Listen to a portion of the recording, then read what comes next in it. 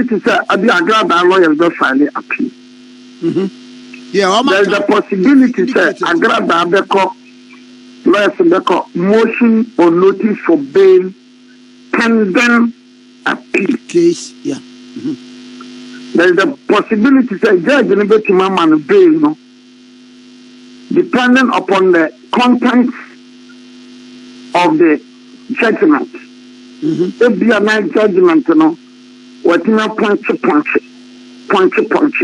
The judgment, no, all the judgment in the motion on notice for bail, no.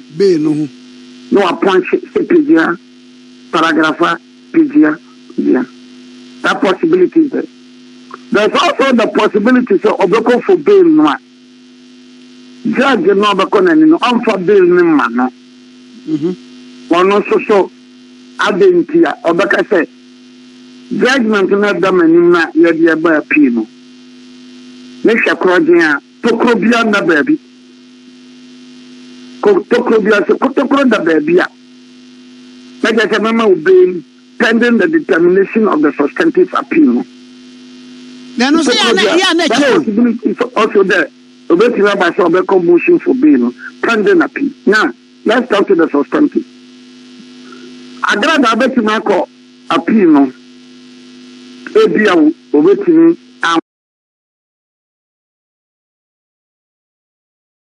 amene le bigan Agrada beti mako appeal no ebia nfie no wombete so Agrada beti mako appeal no ebia nfie no be biblia ka ho. Hey, oh yes.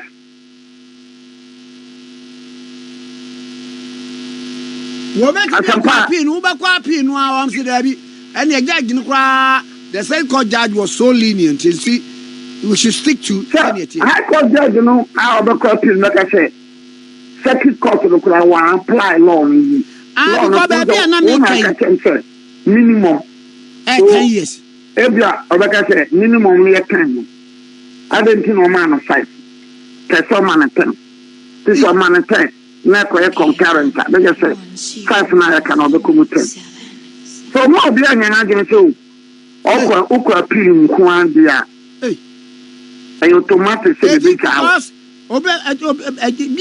yenim e bia judge be ka say the trial court now or for the lower court no he aired or she aired Sarah ya tro say 10 years now man 5 years sir because the bit of the bit the business in my court. Wow. I no call no judge me di ka only no man dey was here you go here that no. You won't can go here p. The sentence was enhanced but the bit some time but the bit so it is not so simple sir. Oh Agrada on no winter. Obenya bill pending appeal and yes simple sir. Oh Agrada in 5 years no in because of appeal. It could well be that they would even enhance the years. You see that yeah. But you know but you know generally na comfortable with cinema sa ekosom. Why? I don't know bishim na kwan ekran TV so etim kasa for webra etim kasa for gal na ya gali it is all the best. I don't know ya man not to say quiet jungle. If we do our country into a jungle na you a police for 24-hour patrol 24-hour this and 9 you it is I'm not working well. The country, the African system is in a mess. I mean, I'm not being prejudicial, but taking on one case. Actos Sabra. I am one dear. Okay. Wasn't I'm one dear night, eh? I can't surprise the new year. I'm so that is why even the Abofon, they don't trust our institutions.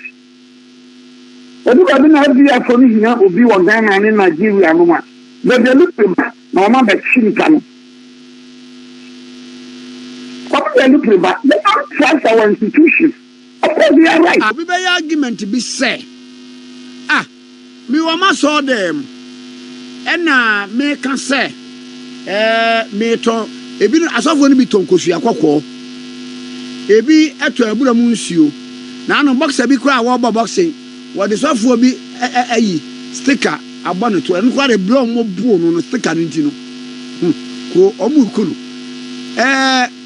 eno ho obi dia ho obe kwotwere exams a betua 1006 na topen ba akwara no be pass na akwara na pass a na de me ko ayi akogina court say o kan asem metua 1000 cedis akwara na pass inti differing by false pretense na mi wa nka akwa abusumfi a nka nko ye ne ekotwa nwan ni kokko e wo ho no it say papa yenwe emrei say the city obi ka say me wo masori fia me practice me religious beliefs nya ne ma nyina na nyankopon wo ba afode o ye maye enkomo yi etisen pa no mayenyan enyan enfal simplistic view no wo masondanim mra say open say winya 5,000 bra me 1,000 obra me 1,000 now na double no I'm on 5,000 money double it itself is an offense. Okay, money double it is an offense, and therefore even Sakura Yatono Toko ni Tintumuni no Gaming Commission Board and our licenses are winning. Banane enye ye nia na nyankopon se to abodo ogunsie na na ajo nsabeka I just saw some places to abodo no anya opa ko gina nsuo not to bu panogum na sa nsabeka eye kasa bebu. Okay, eye kasa bebu.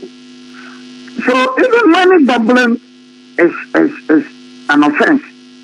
Men am dem ho no megare asra na makojina eba na rev any golden bean anymore ana oba kumasi babi abi changes no wana adu because I'm directly opposite Ramsia. Ramsia ay ak dan ak when no wo ak opoku nyama poku no wana chi in fact some nyama poku the next 2 buildings so no where the name changes for ay wona kwa na me say o kire ma de secondary school DCOP Opariado no nso chambers wo no. Okay, me Bank of Africa bought a new share. Me pa na British Council come the next 2 buildings so now we call British Council. British Council na te pa minimum pa. The chambers no na every month song and fan on the trade is some call from one no. It's under for electricity. I come madam for a jump of women no okay no come no but I live in it. That didn't directly undermine my story about the name of my ship. But no, I am all others on all can I know. But in running to the daddy, you are carrying a prostitution into that show. Marine movie. I don't think I won't catch it. Or no, no way, Gary, no, outside. No, I want a private. No, I beg now. Now, back, no, back. No, I just can't wait to Yamoko. But it's Yamra. Yes, I'm not going to hear. I'm not a Korabi who won't attend to a grammar. Now, a Koran feedings now. Okay, so I crown some refugee, one refugee, one another. Then the Bishawa, or the Akran on the refugee, one Murphy, I sent coming and then. It's Yamra. So, Obi. In the case of Agrabadi, you know, you're young man on a man, sub-capture, you're full. Because in Katama, advert to the buyer, no one on the TV, and said, Bra, Oba, Madame, satanic practices. Enti anokura that advert anokura tiama. And we cannot carry out this advert in any enlightened society. That advert you want ya cheye. Advert you want ya cheye. Ena nipa bebre koye. Ena binim kra ya gi wo musika. Binim kra so wo report ma police force wo tru mu a police force mu ya wo. Let me take this opportunity to say make a better tackle more. There will be a lot of problems for Mame Agrada. And you say bia neighbor bia. No, because only any problem breaking she has Agrada Adimiska. The boy plays farmer ya Omon Kochano. The boy plays farmer ya Omuntu Anamo. The business is a farmer procedure. The not Samana Agrada. And to say, Senwa, what could them say? Papa, in Shanka, and you bear Boston. So, what's the super amount for this first splash Agrada? The BC Ghana had that. The BC had that. I'm not criminal once. Was a saying, I'm not complaining on the degree. Why then? He said, so I'm not police from so why then? The officer, yeah, the fashion from above, Mamma Cochino, and that about you.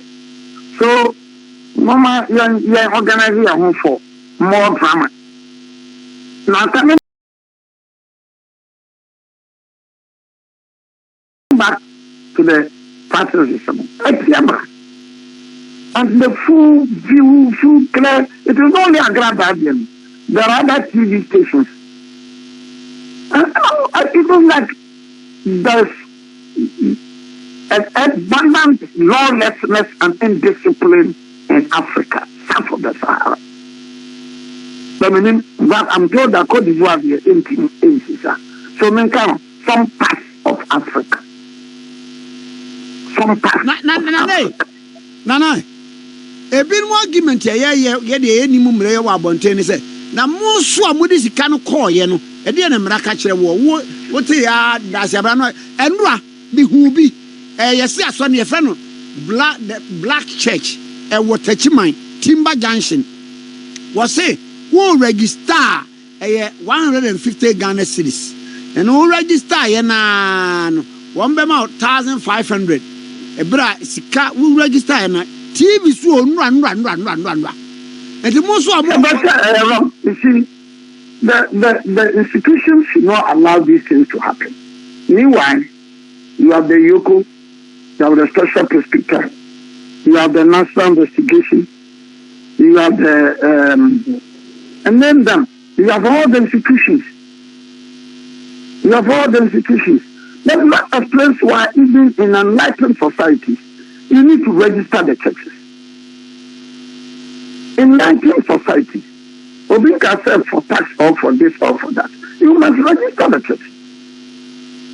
That guarantee.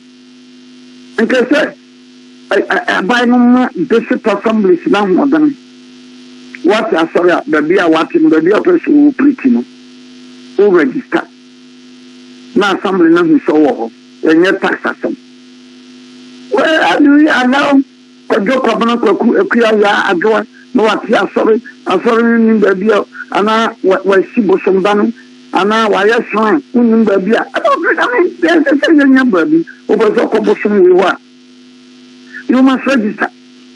Location, you are Bosom for Nane, Mia Bosom for, and a wabba. Who buy and I'm said, oh, yeah, the end, Nananum, I am spiritual, me profess me religion. Nana no say ubetwa nwa mienu utwa nwa mienu no ma kire wo say wo kwa emfa trotro yellow wo kofi emfa trotro yellow wudu ba bi ase an midu na nsuo na munanti trotro ba ko be na twam magin oba wa na afa wo ko na anye yi an wa ba se mbagim sika ade emfa trotro ya painted yellow eno ate say no can you fast. No, you see, no kind of traffic. And I know what I am with you or some yellow. And I know traffic. And I know, I say, 1,000 bra no 1,000 fa to say sorry di ya okay I'm say what Techiman Timber Junction Ebunu Techiman. You know, in an enlightened society you cannot operate like that. That's why I'm going to be sharing and coupon maybe some passing. I mean, now I did before everybody are young and all the trails are my fan assassin for her. Things don't work. So I grab us nearby here. Yanuni, you say, Tiasama walking somewhere. Well, out in and not TV so. Oh, you see, we are not being active in this country. Maybe I'm not going to money. It shouldn't be so we are this working of the one says Nema and Koyi. And this woman after 7 o'clock. So never been Koyi. And never been Koyi. You're giving 9 man and can I sawam. What's your man was sawam? I said my day to let me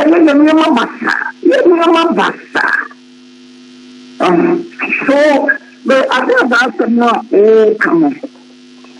No, I'm running, and like I said, it didn't so, Eddie, in some degree, the quack or damn coach. And I'm going to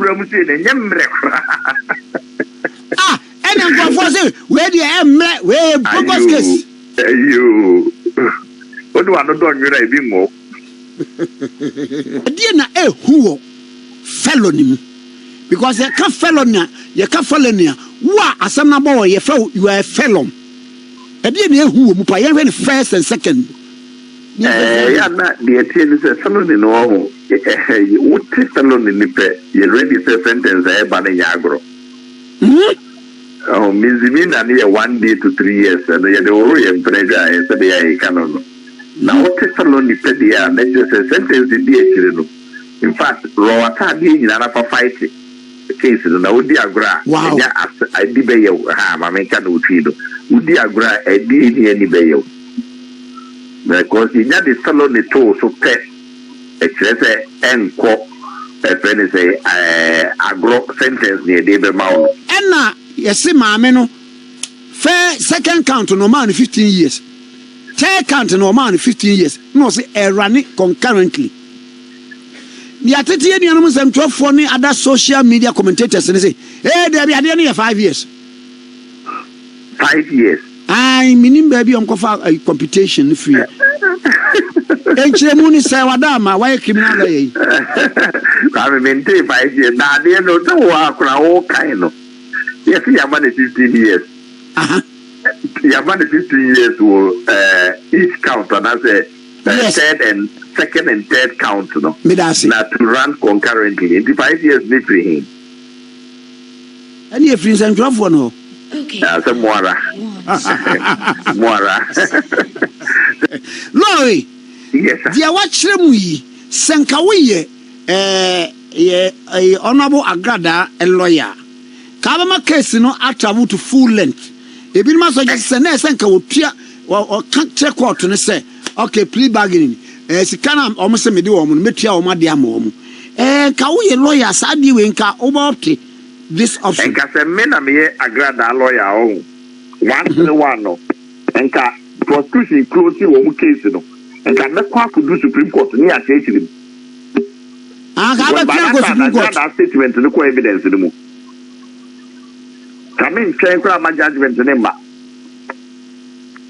And come here, submission of no case. As a submission of no case, come the back do Supreme Court. I'm a young gentleman. So, for me, kiss our promise and I a crime. Okay. And come in, train because 1 through 1 a day, you are many who did the aggravated copy. That's the conviction.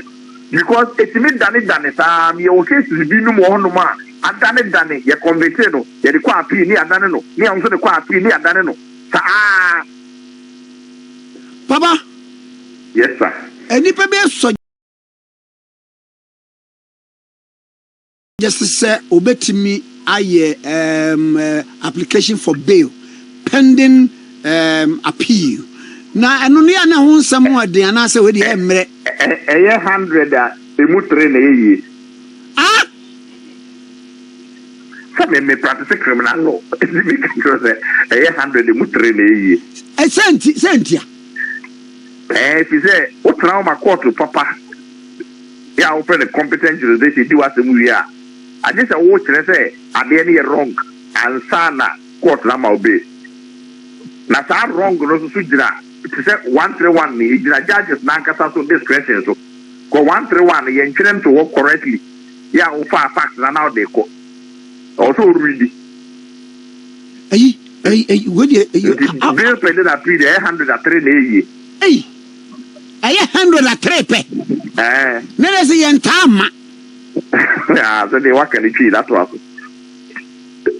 Aha. It was so because Supreme Court matisa. Supreme Court and just one because Supreme Court. I will say I got a Supreme Court. And some ya I time a prosecution closely case. And that's how we get this. Na what chia ko Supreme Court. Na just a wo twe. So we interpret and remember how. And this murder obi awuda o ana wa obi asomaso. And ye clear sa. Me se fa sika breme. Me wo ti obi ka se me wo sika we wo. Eti wa se a. Enye. O se me wo sika we wo sika de enye. E ho no ko na o ti kire se ade na o se o de me ma o de enye a enye fraud. Wow. Your friend intervening circumstances. E wo law mu. Me mau me do be ko US makwete bisa no na Trump say member bibidi bi ma US and no ye fraud and no ye intervening circumstances. Wow. Eti senka nipa kro no before senka close prosecution close case no watch ma even Supreme Court am interpretation. Eti say judge no be say e go take mu say fraud and say ye ja wo no. Ba wo tram ye jelu wie dia.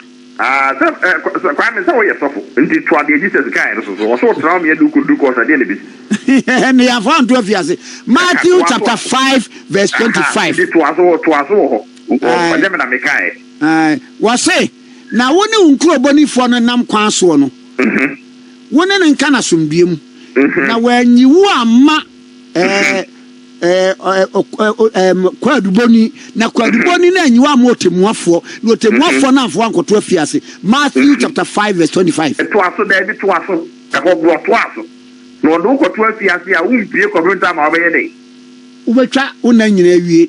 Will you pay the last penny of your sentence? Me what? I say no kan ye. Matthew chapter 5 verse 25. And wonya ko wura mu say na nyemre kra. And I'm going to say, where the emre, where Bogos case. You. What do I not do? You're a bit more. No, Mammy, no, I say, bye bye. Lawyer Augustine Obuo. I no call to the AT and say, Prophet Dr. Patricia Esidua Quarantine. Ye mame agrada court jail 15 years court ya chin common year there be counts ni yam yensa 555 and ye chichemu to obekom 5 years nti ye ne ye ba no pensu no eje ya famra no e wo ho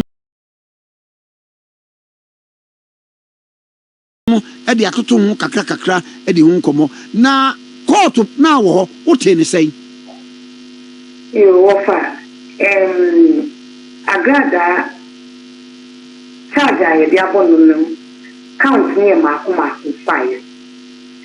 First one is salafanic advertisement.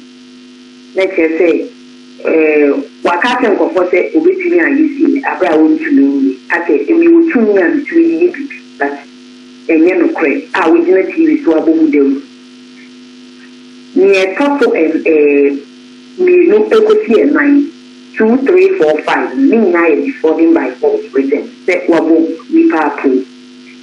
Na utemwa for Evelyn Adu. Otna aseno. All the na temu baba be tuja. Okani na makoma. Salasamic advertisement no.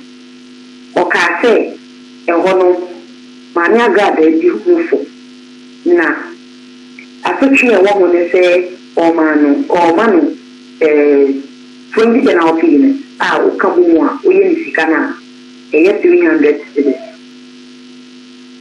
And Lubitia, I just a fine Lubitia. I know you're the no.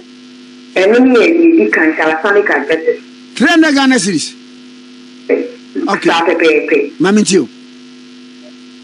Now, when Tia, Obedem 30 days. Second count, I get defaulting by 4%. Any third one, and not defaulting by 4%. Or say, the ones who did me for. I told you a woman said back in 15 years. Back in 15 years. Now, a very concurrently. If you come as I say, and yes, over 15 years, you're coming now, but you never run a paper. If you never say, you come more 15 years. Near top and 9 years, I don't know, within one body book year. 18 letters say, don't now for fun. Mamma got else 15 years. If you ain't children, and then you're 5, you now come more a year. 15 years. It was here. Let's just 2 counts, no. But I couldn't do a charlatanic advertisement in the Obetia 300 Ghana cities. Yanjino, me no, a BI 15, can run it concurrently and I can run it consecutively. Kokomu 30. Over, pay. Make Kaiser put in one for the first one is our Sonic advertisement. No, I say 300 cities when she are. Obedient 30 days.